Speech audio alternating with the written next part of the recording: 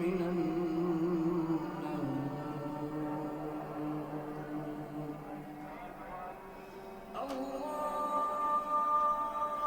الله أكبر،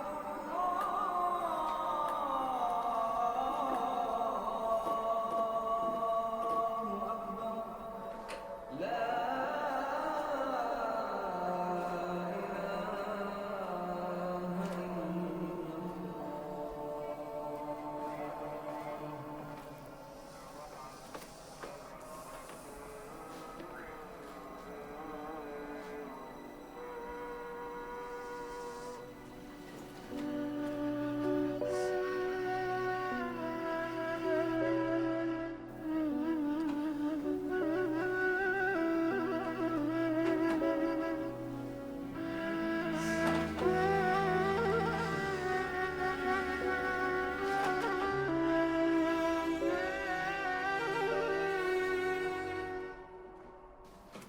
تميمة، ايه اللي مصحيك لحد دلوقتي؟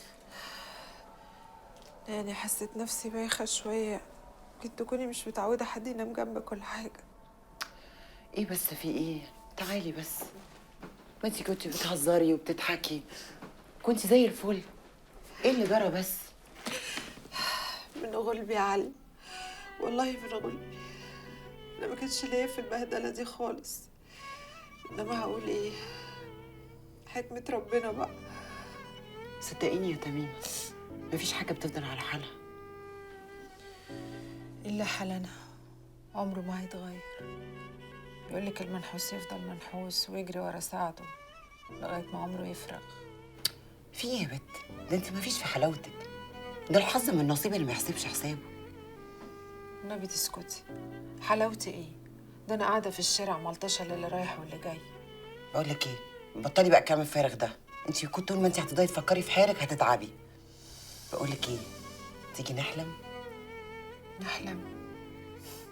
لا هو أنا بنام عشان أحلم؟ يا بت، هو الحلم اللي بينام بس؟ الحلم اللي نايم واللي صاحي كمان. وآخرة الحلم إيه بقى؟ وليه يبقى له اخر؟ عارفه يا تميمه، ربنا ده كبير قوي وحنين قوي.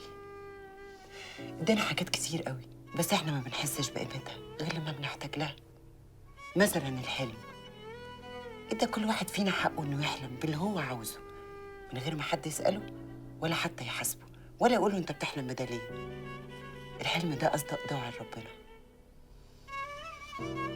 انتي مثلا ممكن تحلمي انك انتي عندك قصر كبير، عندك 1,000,000 جنيه، اغنى واحده في الدنيا كلها، حد شريكك. لا. طب قولي لي بقى، انتي لو حلمتي تحلمي بايه؟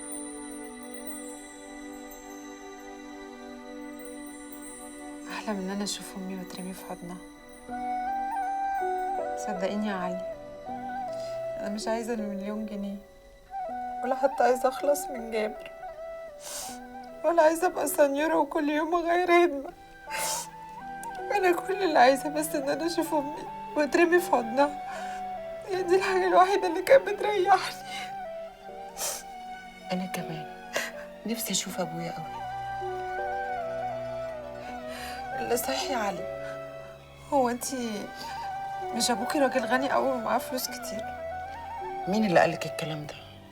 كلهم في الحارة بيقولوا أبوكي راجل غني ومعاه فلوس وكان بيحب أمك قوي وسوى عشانها الهواء. ده صحيح.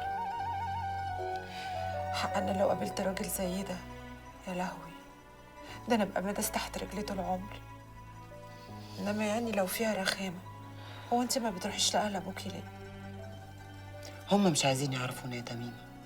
تصوري ما فيش حد فيهم مرة زارنا ولا سأل علينا ولا حتى حاول يعرف احنا عايشين ازاي ولا حالنا ايه. طب وفلوس أبوكي؟ انا عارفة، انا ما حاولتش أسأل، وخايفة يعني لو سألت ادخل في مشاكل انا مش قدها. أما أنت عبيطة صحي يا علي، يعني أنت تبقي من عيلة وأهلك عندهم فلوس وأنت دايرة تشحتي تمن علاج أمك؟ أنا بصراحة لو منك أروح لهم وأعمل مشاكل وآخد حقي. ما انا لو عملت كده هيقولوا ان امي هي اللي قالت لي اعمل كده، وان ابويا الله يرحمه كان غلطان لما اتجوزها، وكمان امي اتجوزته عشان فلوسه. أيوة بس أبوكي مات. ايوه بس امي لسه عايشه وامي عندي بالدنيا كلها. وبعدين انت لسه قايله كده من شويه مش عايزه اي حاجه من الدنيا غير حضن امك. عندك حق. بقول لك ايه، ما تفكيها بقى يا بت، فكيها.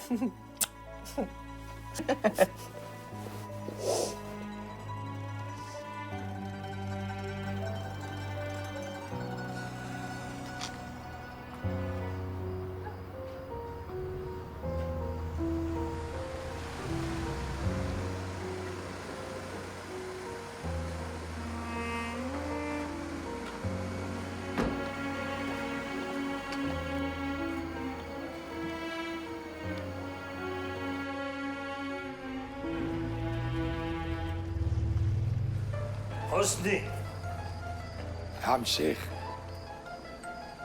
على فين كده ان شاء الله؟ لا ده انا كنت رايح لسلامه. سلامة؟ اه وايه اللي هيودي سلامة هنا؟ سلامة ساكن هنا. اه يا عم الشيخ معلش بقى، الواحد دماغه مش فيه. طب بقول لك ايه؟ ما تيجي تصلي معانا الفجر حاضر في الجامع، يمكن ربنا يكرمك ودماغك ترجع لك تاني. اه طبعا اصلي طبعا. هو في احسن من الواحد يبقى قريب من ربنا؟ طب ما يلا. طب اسبقني انت وانا هاجي وراك على طول. تيجي ورايا؟ اه بس على الله تلحق قبل صلاة الظهر. باذن الله يا عم الشيخ، باذن الله. اللهم آت نفوسنا تقواها وزكها أنت خير من زكاها أنت وليها ومولاها.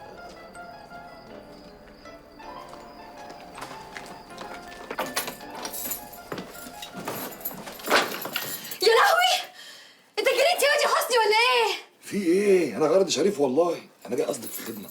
دلوقتي؟ اعمل ايه بقى؟ انا مستنيك من الصبح بس انت اللي بتتاخري. طب يا خفيف ابعدي عليا اخر النهار اكون فوت واسمع لك. ينفع؟ واللي خلقك انت فيا اخر حاجه. انت شكلك كده ناويها، وانا بقى دماغي مش فايقالك وقد كده. انت عايز ايه بالظبط؟ طب نقعد كده ونريح ونتكلم يعني. نتكلم مع مين؟ في ايه؟ انا بقول لك عايز منك خدمه. ده حتى كل الحته بتقول عليك ان انت بنت جدعه، وانا ابن حتتك الغلبان واقع في عرضك. لو النبي. أوه. عرضي حلوه دي، عجبتني. خش. يا ساتر. دي حسني،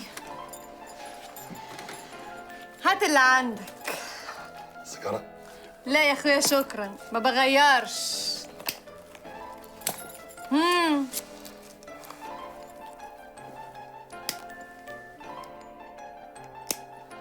بصراحه بقى انا سمعت ان انت شغاله مع الناس اللي واصله فوق قوي جامد دول. وبعدين؟ واخوك الغلبان تعبان مش لاقي اللضا، اخوك مقشفر على الاخر. اخوكي؟ حلوه دي، والنبي انت زي العسل. انا ازاي يا اخويا ما خدتش بالي منك من زمان؟ طب ما تمد ايدك تغمسي بالعسل يا عسل. ولا اتعدل. انا كنت جاي لك عايز شغلانه. ليه يا اخوي؟ لو حد قالك عليا وزيره ولا مديره في مصلحه؟ لا هو الوزيره ولا مديره المصلحه تقدر تعمل اللي انت هتعمليه. خلص. عايز ايه يا حسني؟ بصراحه بقى العربيه اللي انت نازله منها النهارده دي حاجه من اللي بتدفع فيها بالجامد، حاجه غاليه يعني. معاها تبقى ان انت واصله وكده، خدينا في ديلك. ما تنفعش. ما ينفعش؟ ده انا راجل قوي وعجبك والله. ما انت يا اخويا عشان راجل ما تنفعش. طب تخيلي بقى انا وانت بقى نعمل مع بعض ديوتو كده، ما حصلش. ما انتش خايف يا حسني من اهل الحاره؟ لا يقولوا عليك يعني. لا انا خايف من الحاره ولا من غيرها، انا اللي يهمني دول. ماشي. معاك تليفون؟ معايا تليفون؟ طبعا معايا تليفون. ايه ده انت قديم قوي. لا ما تاخديش في بالك، انا بس بحب اجمع تحف وكده يعني، بس من بعد كده كله جديد في جديد. طب يا خفيف اخر النهار كلمني. طب بقول لك ايه، ما تاخدي رقم انت وتبقي ترني لي عشان انا ابيض، اخوك ابيض على الاخر. ماشي، بس بقول لك ايه والنبي يا حسني، بلاش اخوكي دي. بدرس بتضايق اصلا يا اخويا، لا ليا في الاخوات ولا في القرايب. شغل القرايب ده ما بيسلكش يا اخويا زي الصحاب. خلاص لا ما تضايقيش نفسك، بلا ازعاج بلا بتاع، بلا اقعد ارن لك بقى وترني لي وكده. انا بقول ابات هنا احسن. نعم. خلاص انا بقول يعني امدد على الكنبه هنا. بقول لك ايه يا حسني، روح نام وتعالى يا اخويا اخر النهار. يلا خلاص قوم. خلاص والله. مع السلامة. ساعة ضيافة والله.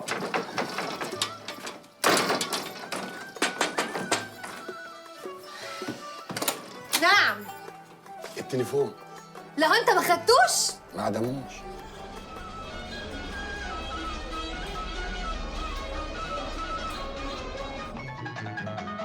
يا حلو صبح يا حلو طل، يا حلو صبح نهارنا فل، يا حلو صبح يا حلو طل، يا حلو صبح نهارنا فل.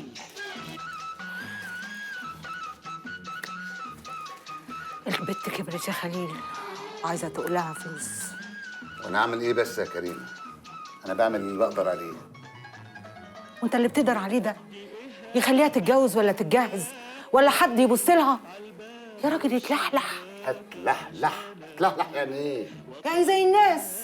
انا بعمل زي الناس، انا زي نفسي، واذا كان عاجبك. ايه؟ مش بتكلم معاك، سيبني وتمشي. كلامك ماسخ وبايت ومالوش طعم. هو طبيخ؟ بقول لك عايزين نجهز البيت تقولي كلامك ماسخ. بالذمه انت ست فيك مخ؟ مش لما يبقى يجي عدالها نبقى نفكر هنعمل ايه؟ ما يمكن ربنا يحلها من عنده ويفكها من واسع، ولا يعني لازم نعكنن على نفسنا كل يوم الصبح كده؟ روح اعمل لي فطار، خليني انزل اشوف حالي. منين يا اخويا؟ انا على راي المثل، اطبخي يا جاريه كلف يا سيدي. لا وفي كتير قوي، بس انت عينيك ما بتشوفش اللي هتعمل دي.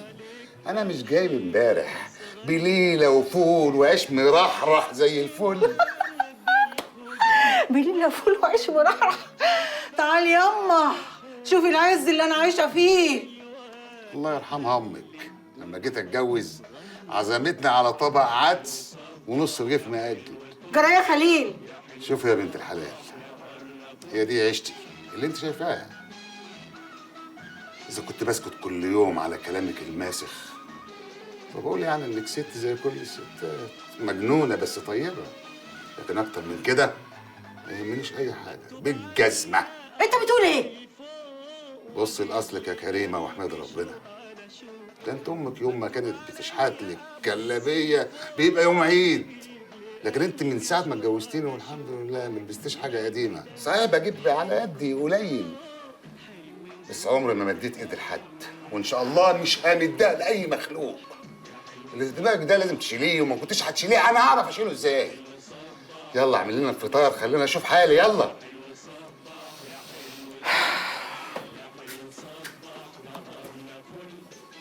والله العظيم استغفر الله العظيم.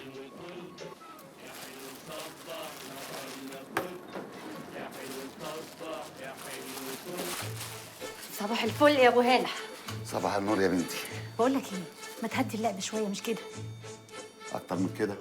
معلش بس والله العظيم والله العظيم امي دي بتحبك، بس انت بس مش واخد بالك. سيبك انت، بتحبني ولا ما بتحبنيش؟ انا بس عايز اقول لك كلمتين. ايه؟ اوعي تمشي ورا كلام امك، اسمع الكلام اللي هقول لك عليه، ما تبصيش لبعيد. اعرفي انت فين من الدنيا وحطي نفسك مكانها عشان ربنا يديكي ويعليكي. اللي يكره عيشته يا بنتي وما يشوفش الخير اللي ربنا بيحطه ما بين ايديه يزول منه، وما يشوفش النعمه تاني. بتقول ايه للبت؟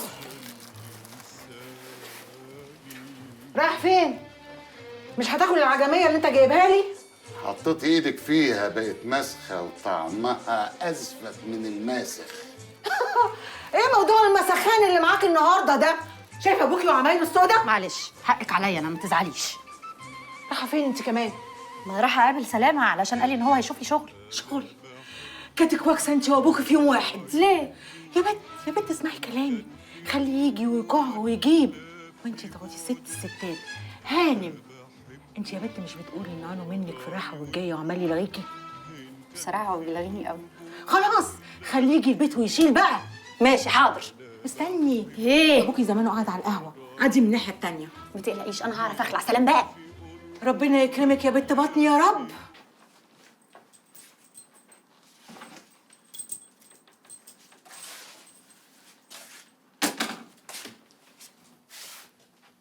في ايه على الصبح؟ ده كلام يا ليلى؟ حد يضرب مرات ابوه؟ دي مش في مقام امك برضه؟ لا انا امي ماتت الله يرحمها، والست دي زيها زي في البيت. وبعدين انت عارفني وليا مجنونه، يعني اللي يلقعني لسنه اقعه مليون. شايف البت وعمايلها؟ طب احترمي ابوكي يا بيت. اطلعي منها انت يا اختي، انا محترماها وشايلاها فوق دماغي من فوق. وبقول لك ايه اخر القول، لو ما احترمتيش نفسك معايا وشلتيني من دماغ الكنابيله واديني يوم هعملك لاكون مولعه فيكي. يا لهوي، شايف يا متولي؟ لا لا لا لا لا لا يا اخويا، لا اخاف على نفسي اقعد معاها في بيت واحد، دي ممكن تعمل فيا حاجه، هو العمر بعزق يا متولي. يلا في 60 داهيه المركب اللي هتودي.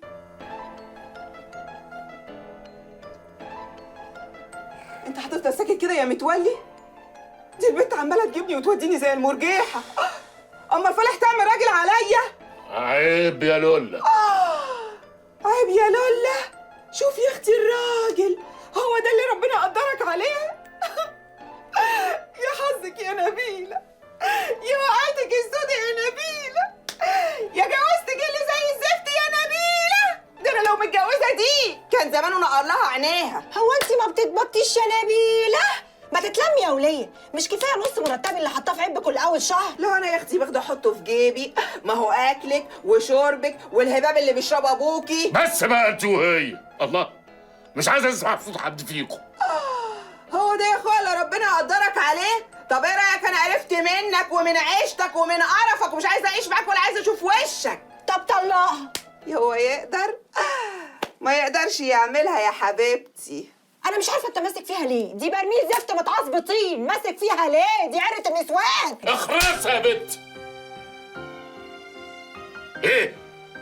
ولا يهمك يابا، انت ابويا واشيلك فوق دماغي من فوق. مدي ايدك هبوسها، بس برضه هي لا. اوعي. شوف يا اخويا البت وجبروتها. اسكتي بقى واخرسي بنتك. كفاك الصوت. بس صوتي.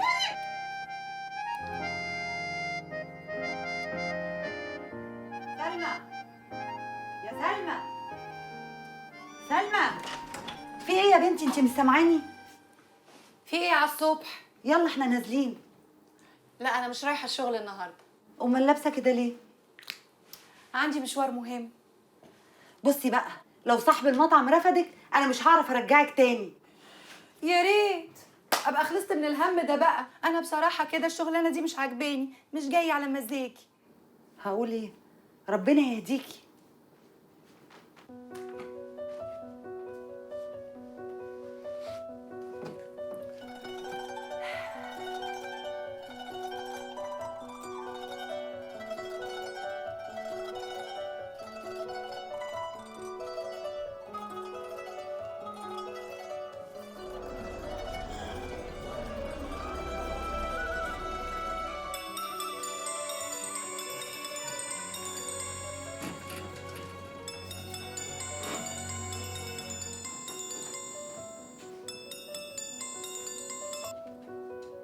إيهاب، ازيك؟ بس قلت لي هنتقابل فين؟ مش المكان ده في وسط البلد؟ اوكي، طب نص ساعة وهكون عندك. يلا سلام.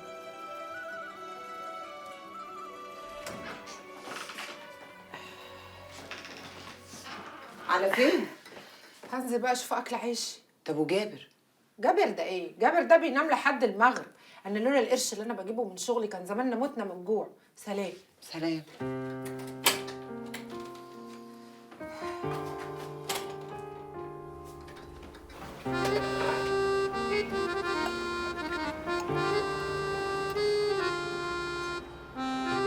مناديل يا ابني.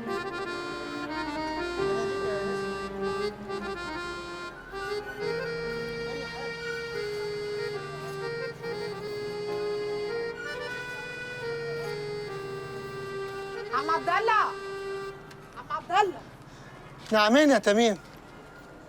بقول لك ايه؟ خير؟ مفيش اخبار عن ابويا؟ للاسف يا بنتي، انا الاسبوع اللي فات رحت الاقصر، قلبت عليها وطيها عشان ادور على ابوكي، لكن مش لاقيه.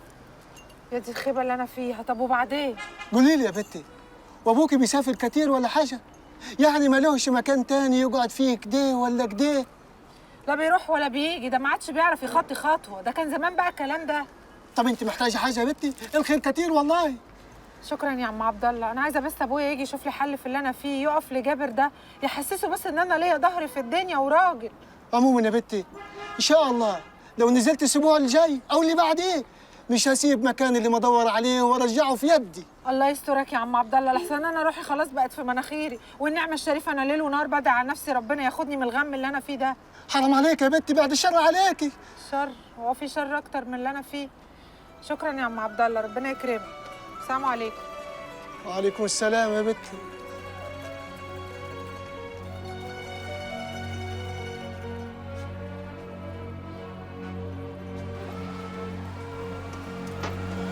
مغليه وشها سلطه يا عم خليل. تسلم ايدك يا بكره. حبيبي يا عموني. بكره امرني.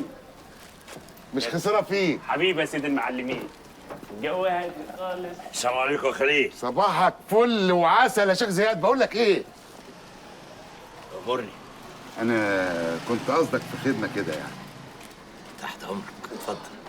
بس بيني وبينك سر يعني؟ في بير يا سيدي. كنت عايز محل بس ما يكونش في الحاره هنا يعني. لمين؟ ليه؟ الله، طب لما هو ليك يا خليل يبقى ليه مش في الحاره؟ مش عاوز حد يعرف ان انا بفتح محل ولا حد يعرف ان معايا فلوس وخصوصا مراتي. ايه خير كفل الشر؟ لا مفيش حاجه، بس هي يعني ايدها فرطه حبتين. وبيني وبينك انا كنت مقرط على نفسي قوي السنه اللي فاتت ومحوش قرشين، عاوز مطرح ابيع واشتري فيه بدل البهدله اللي انا فيها دي. ان شاء الله ربنا هيكرمك وهتبقى فل الفل. بس انا خليل كده شايف ان عينيك لسه فيها كلام عايز يتقال. والله انا نيتي صافيه وما فيها حاجه، عشان كده قلت لك المحل ما يكونش في الحاره هنا ولا في المنطقه كلها. خليل بلاش لف ودوران، هات من الاخر. انت عاوزك يعني تساعدني في دكان زي دكانك كده. طب وماله؟ يبقى ليه مش في الحاره؟ الله يخليك، انت بتتكلم بجد يعني مش متضايق؟ وهتضايق من ايه يا ابني؟ دي الارزاق بيد الله. ونعم بالله. شوف يا خليل، ربنا سبحانه وتعالى بيقسم الارزاق على عبيده. وحتى لو المحل بتاعك جنبي، حتى لو في دكاني نفسه، الزبون اللي هيجي لك حتى لو كنت في اخر الدنيا برضه هيجي لك وعمره ما هيهوب عندي. ربنا بيوكل الكل، بس نفهم. والله العظيم يا شيخ زياد اديلك الجنه. ايه قولك بقى؟ ربنا يكرمك يا خليل، بس انت قول يا رب. السلام عليكم. صباحك زي العسل.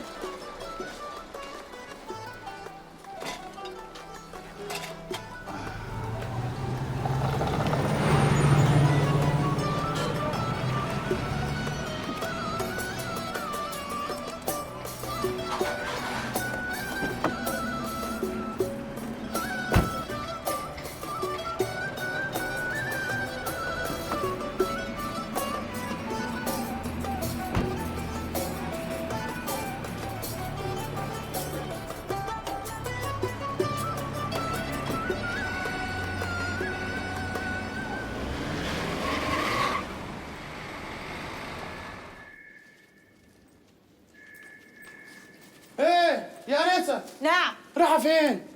يخرب عقلك، انت تاني؟ الزياره من 12 ل 4 ودلوقتي 9، يعني ممنوع. ممنوع؟ طب خليك انت في حالك المره دي علشان ما احطش عليك. ازاي خليني في حالي؟ ده قانون. قانون؟ اسم الله يا قانون، هو في حد في البلد دي ماشي على القانون؟ جاي تمشيها عليا انا؟ يا عم صلي على النبي واتكل على الله. يا استاذه ما ينفعش. هو ايه اللي بقول لك ايه؟ انت شكلك عايز تاخد زي المره اللي فاتت، ما تلمها بقى الحكايه عشان نخلص. هي دقيقتين هطلع اطل على الست المرضانه اللي فوق وانزل على طول. انت عارف يا اخويا زياره المريض واجب. ها؟ ايه ده؟ ده اللي تعبك قوي؟ موز زياره. اقول لك حاجه؟ خد موزه. نبي يا واخد. لا حول الله يا رب. الراجل مش عايز ياخد موز. جبر يلمك انت ونبيله.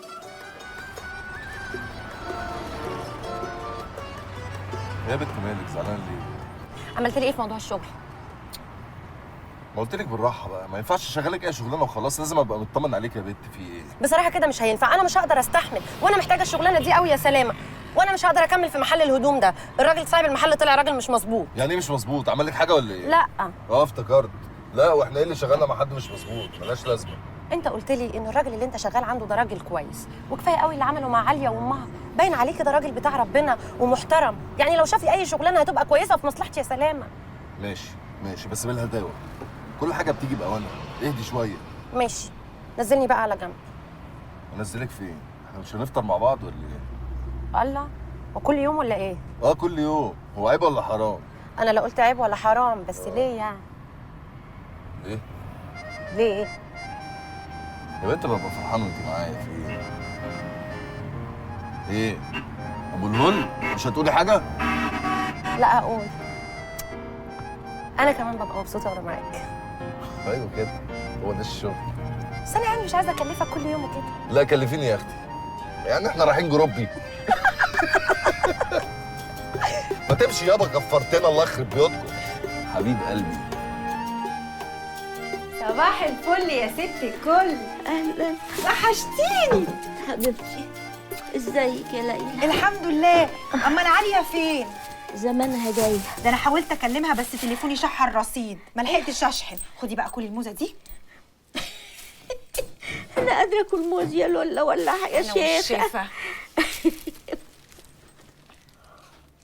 شكلك احسن النهارده. الحمد لله على كل شيء. وبعدين انت دخلتي ازاي وميعاد الزياره لسه ما جاش في المستشفى؟ بس عليكي، هو انا بغلب برضو؟ ربنا يخليكي ليا يا حبيبتي وما يحرمنيش منك ابدا، ويرزقك بابن الحلال اللي يسعدك ويهنيكي يا رب. ابن حلال ايه بس يا خالتي؟ هيجي منين واحنا مرميين في الحاره؟ وبعدين ده لو جه هيطفش من وش نبيله. يا بنت ما تقوليش كده، ده كلام. ربنا بكره يرزقك بابن الحلال اللي يخبز لك العيش وتعيشي في احلى عيشه يا حبيبتي. نبى الله يسترك، غيري السيره دي، بتشائم. عارفه يا بنتي يا ليلى، انت لو تفردي وشك شويه كده ولسانك دوت تلميه شويه، يا لهوي على العرسان اللي هتجيلك قد كده مش هتلحقي. لولا لساني الطويل ده يا خالتي ما كنتش عرفت ادخلك. الدنيا دلوقتي مش عايزه الطيب اللي يداس بالرجلين، عايزه المقاوحه والمعفره. يلا الحمد لله ان احنا عايشين. انا هسيبك بقى عشان لازم امشي. هتمشي فين؟ هبقى اسال عليكي. لا يا اختي اسالي عليا في البيت، انا ناويه اخرج النهارده من المستشفى، انا زهقت خلاص يا ليلى. اختي يا حلوه يا موزه يا قمر، هاتي موزه. حبيبتي الف سلامه عليكي. مع السلامه يا حبيبتي. السلامه.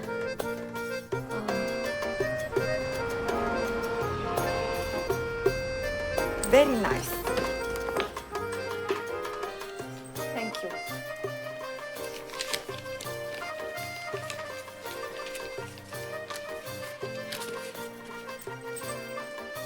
صباح الخير يا ليلى. صباح الخير حضرتك. بونجور ليلى.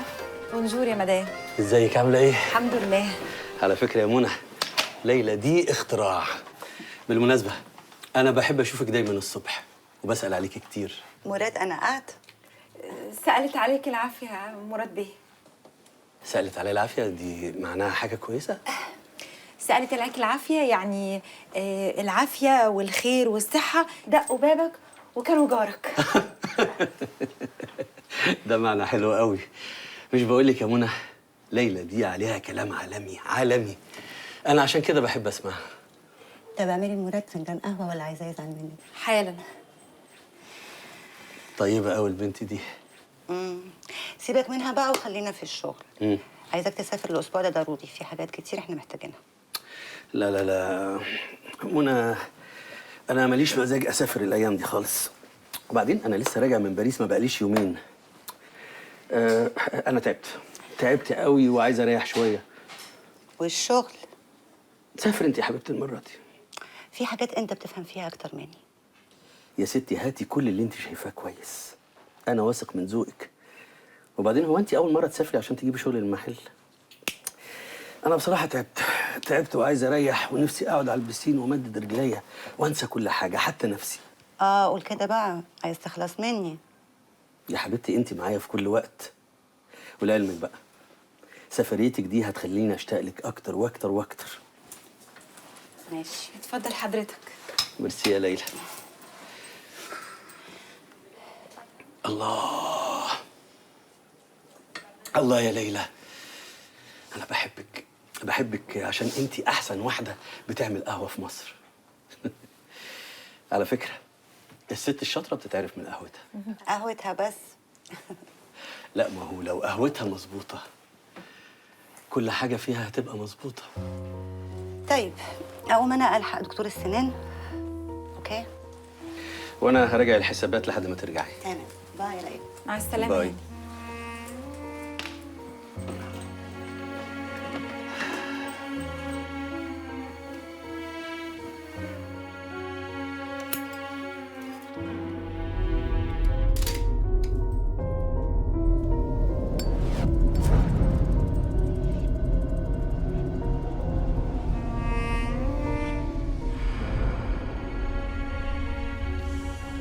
مش كنت قلت لي انك هتسافر؟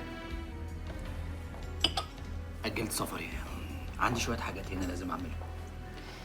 طب بقول لك ايه، انا كنت عايزه اطلب منك حاجه ويا ريت ما تقولش لا. انا بصراحه كده عايزه اشتغل معاك. تشتغلي معايا إيه؟ مش انت قلت لي انك تاجر وان التجاره مكسبها حلو وانك بتتاجر في حاجات مضمونه؟ طب خلاص شغلني معاك. أيوه، يعني هتشتغلي معايا إيه؟ أنت بتفهمي إيه في شغل عشان تشتغليه؟ اللي انت هتقولي عليها انا هعمله، وانا بصراحه شاطره جدا وبفهم بسرعه ومفيش حاجه ما اعرفش اتعلمها. انت بس قولي الطريق فين وحط رجلي وانا هجري زي الرهوان.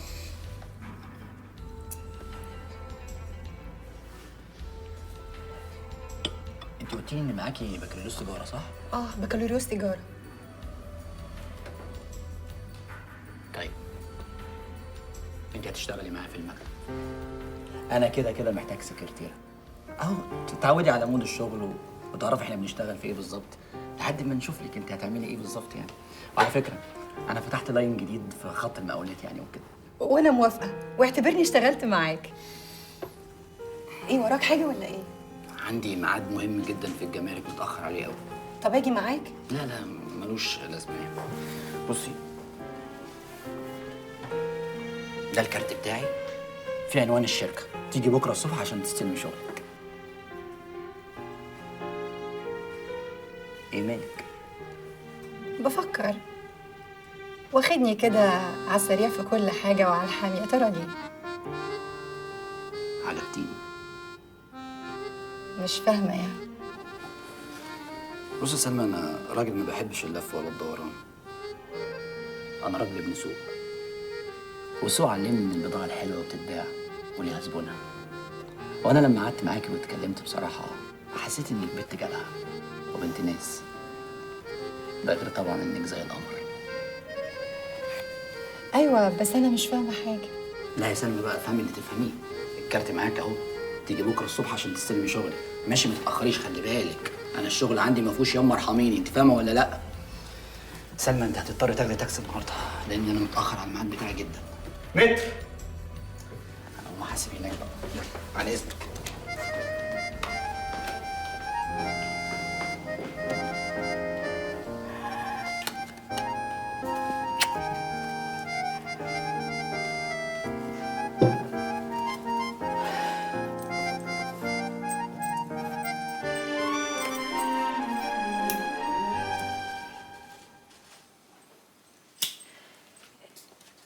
شكل حضرتك عايز فنجان قهوه تاني، ولا اقول لحضرتك انا هطلب لك اكل؟ ليلى، انت مبسوطه معانا هنا؟ ده سؤال يا مراد بيه؟ طبعا مبسوطه. امال بقالي سنين بشتغل معاكوا ليه؟ ما اكيد مبسوطه.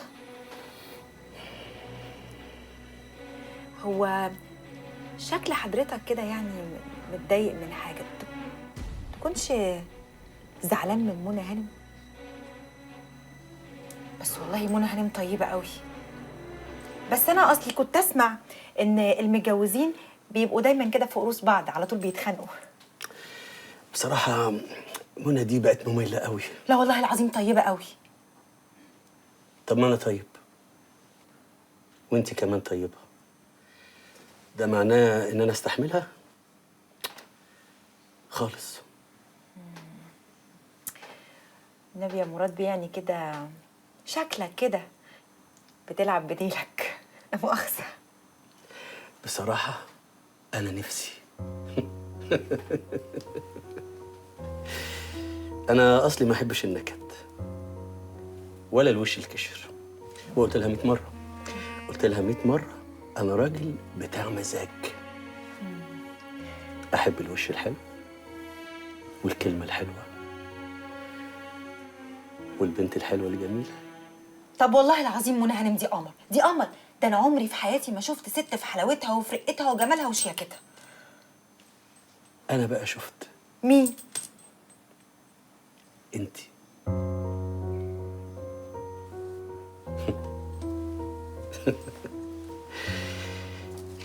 على فكره لو سألت عليا قول لها اني روحت، ها؟